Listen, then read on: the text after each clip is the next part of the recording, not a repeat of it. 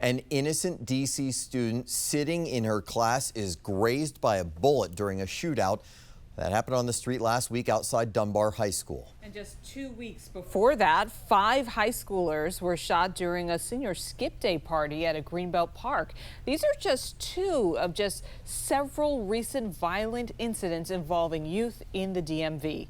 This Teacher Appreciation Week, we're speaking with those on the front lines helping our kids. Only on 7 News, Megan Clark met with Quinn Flowers, who's been a social worker for 17 years.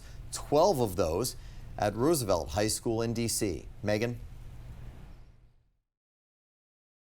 To ask how kids are grappling with things like crime and their mental health. 2023 saw explosive and sometimes deadly behaviors from youth across the DMV and nation. Quinn, what types of challenges are students experiencing and dealing with? Crime is actually one of the most challenges that we see, either directly or indirectly.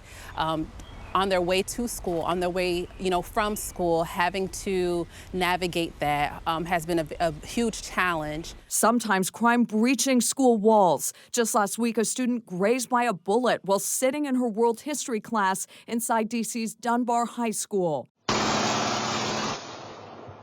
The shooting playing out on the street outside. A lot of our students seem to be very much unfazed. And they don't realize how it has directly impacted them, almost like they're become numb to the situation.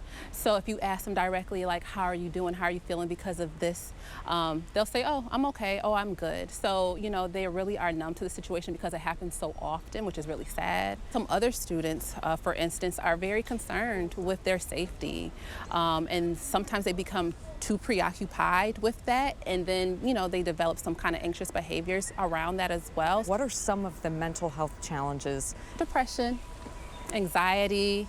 It could be even just testing anxiety or something a little bit more grand. Also too, self-harming behaviors like suicide ideation and attempts have been on a rise. I don't have the answer to exactly what it is or what causes it, but it does exist. We all have moments that bring us, down. And I think that it's just trying to figure out how to manage those feelings so it won't, become something greater. Some pointing the finger at social media. DC's Attorney General suing multiple platforms, accusing them of adding to youth depression and ideas of self-harm. Several Maryland counties have as well. Other states like Florida trying to set age limits for kids online. Across the DMV, school systems also working to fight truancy. We are trying our best at the school level to engage our students, making them want to learn, making them interested in the topics that are discussed in the classroom that's relatable to them, so they could have a buy-in. So not to say that it's an easy fix, by all means it's not, and that's something that we continue to work on. Flowers says there's always a need for more resources, like more mental health professionals at schools and more community support at home. What's maybe a trend that you see that needs to change in the family structure? I think when we're all on the same page, everything flows smoothly. So the teachers having communication with families, families having communication with teachers and social workers and administrators, it goes all hand in hand. There's transparency, there's honesty, and with that, you get the needed support for our families. We ended our conversation with this question: are youth in crisis? I think that there are moments where our youth are in crisis. I don't believe that they're in crisis all the time, but I think that there are some moments that they do need extra support and services.